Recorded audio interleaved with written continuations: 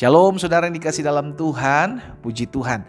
Hari ini kembali lagi saya menyapa setiap umat Tuhan dimanapun Bapak Ibu Saudara berada melalui program Bible and Coffee. Saudara yang dikasih dalam Tuhan, melalui program ini saya kembali mengajak setiap umat Tuhan untuk kita sama-sama merenungkan firman Tuhan. Karena saya percaya hidup kita tidak ditentukan oleh keadaan yang terjadi, hidup kita juga tidak ditentukan oleh apa kata orang tentang kita, namun hidup kita ditentukan oleh apa yang menjadi kebenaran firman Tuhan, janji-janji Tuhan yang disampaikan kepada setiap kita. Itu sebabnya biarlah hidup kita tidak lagi fokus kepada hal-hal yang gampang sekali membuat kita khawatir, takut, tertekan, stres, depresi gitu kan.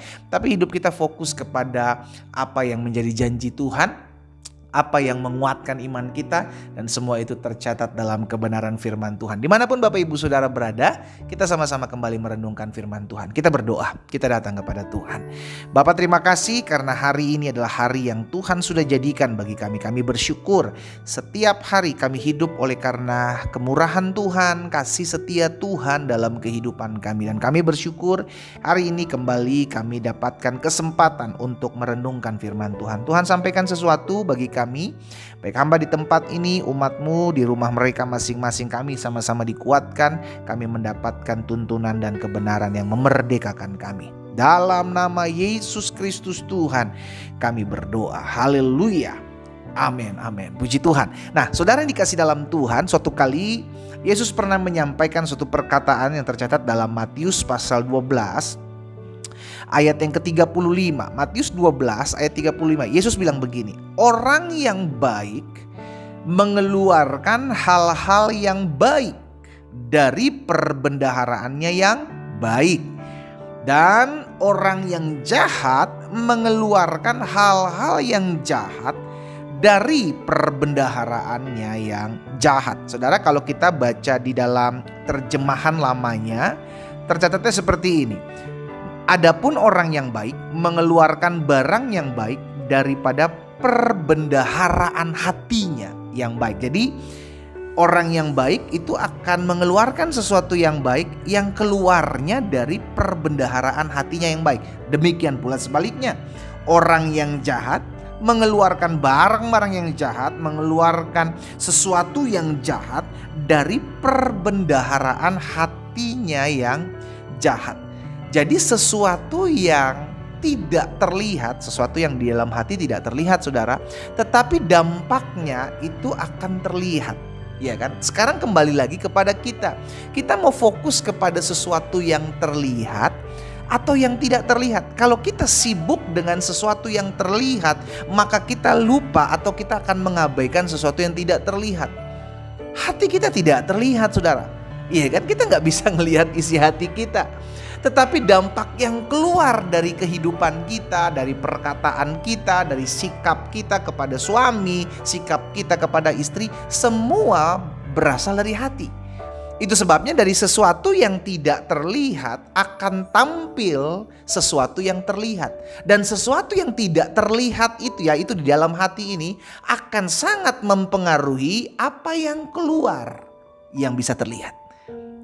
Sampai sini ngerti saudara ya? Jadi kita harus juga memperhatikan yang tidak terlihat ini, yaitu hati kita.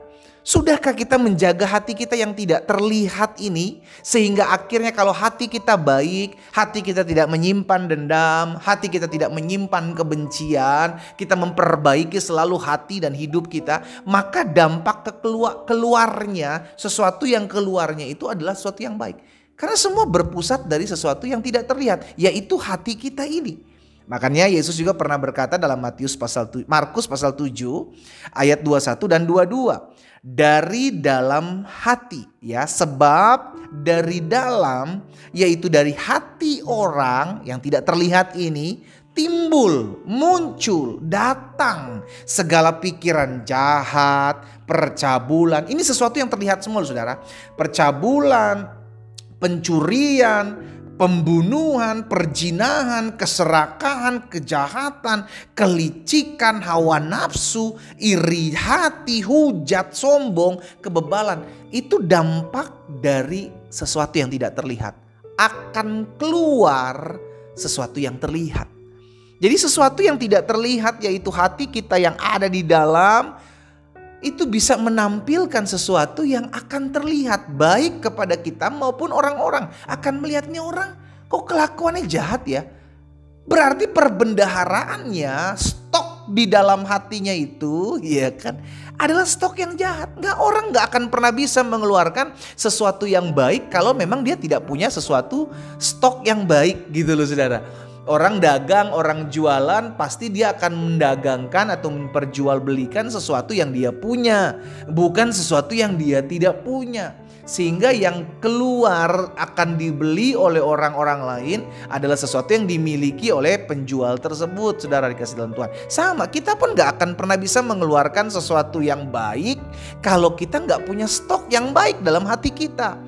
Bagaimana kita bisa menyimpan stok yang baik kalau setiap hari yang kita simpan hanyalah kebencian, kepahitan terhadap istri, terhadap suami, terhadap mertua, menantu, anak-anak, tetangga, teman-teman pelayanan, bahkan orang-orang lain tuh kita simpan, kita taruh di hati kita. Penuhlah kuota hati kita dengan sesuatu yang jahat. Lalu kita berharap sesuatu yang baik kita keluarkan. Omong kosong, tidak akan pernah bisa. Karena apa yang kau miliki itu yang kau keluarkan.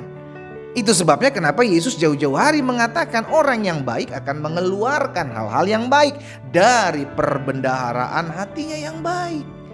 Demikian pula sebaliknya, orang yang jahat akan mengeluarkan hal-hal yang jahat dari perbendaharaan hatinya yang jahat. Jadi buah anggur, pohon anggur tidak bisa menghasilkan buah jeruk, pohon durian tidak bisa menghasilkan buah anggur gitu kan. Seperti apa biji yang ditanam, seperti itulah pohon dan yang tumbuh, dan seperti itulah buah yang dihasilkan. Jadi semua kembali kepada saudara dan saya. Itu sebabnya hari ini saya ajak, yuk kita mulai memperhatikan sesuatu yang tidak terlihat dalam hati kita. Tidak terlihat, tetapi dampak yang akan kau keluarkan itu terlihat loh saudara. Bisa dirasakan oleh suamimu, bisa dirasakan oleh istrimu, bisa dirasakan oleh anak-anakmu, bisa dirasakan oleh orang-orang yang di sekelilingmu. Kita gak bisa menyembunyikan hati yang jahat. Gak akan pernah bisa. Engkau pandai bermain kata, engkau pandai mengatur strategi untuk tidak terlihat di dalam hatimu penuh luka, penuh kebencian. Itu tidak akan pernah bisa. Yang namanya stoknya jahat, yang keluar akan jahat. Tidak akan pernah bisa sesuatu yang baik. Makanya Rasul Paulus belajar, saudara dikasih dalam Tuhan, dan mengajarkan juga kepada setiap kita di dalam 2 Korintus 4 ayat 18. Coba lihat 2 Korintus 4 ayat 18 bilang begini. Sebab kami tidak memperhatikan yang kelihatan. Rasul Paulus tidak fokus dengan sesuatu yang terlihat. Dia fokus kepada yang tidak kelihatan, ya. Kami tidak memperhatikan yang kelihatan, kami memperhatikan yang tidak kelihatan. Karena yang kelihatan itu sementara, sedangkan yang tidak kelihatan itu adalah kekal. Hati saudara dan saya tidak terlihat, tetapi dari apa yang ada dalam hati itu akan tampil, akan keluar sesuatu yang terlihat dan juga dirasakan oleh orang-orang di sekeliling kita. Yuk belajar kita memperhatikan bukan cuma dampak yang akan kita buat, tapi mulai dari sebelum, dari lahirnya dampak itu semua dimulai dari sesuatu yang tidak terlihat, yaitu hati kita. Kita berdoa, kita datang sama Tuhan. Bapak, terima kasih buat setiap benih firman Tuhan. Hari ini hamba berdoa secara khusus, jika Tuhan dapati ada setiap anak-anak Tuhan yang mengambil waktu merenungkan firman Tuhan di saat ini, namun mereka memiliki hati yang masih jauh dari Tuhan, hati yang dipenuhi dengan luka, hati yang dipenuhi dengan kecewa, atau masa lalu yang pernah mereka simpan dalam hati mereka sehingga mereka sulit untuk maju, sulit untuk beranjak move on dalam keseharian mereka. Hari ini secara khusus hamba berdoa dalam nama Yesus, Tuhan jamah dan Tuhan lihat setiap hati kami. Biarlah mulai hari ini kami fokus kepada hal-hal yang tidak terlihat.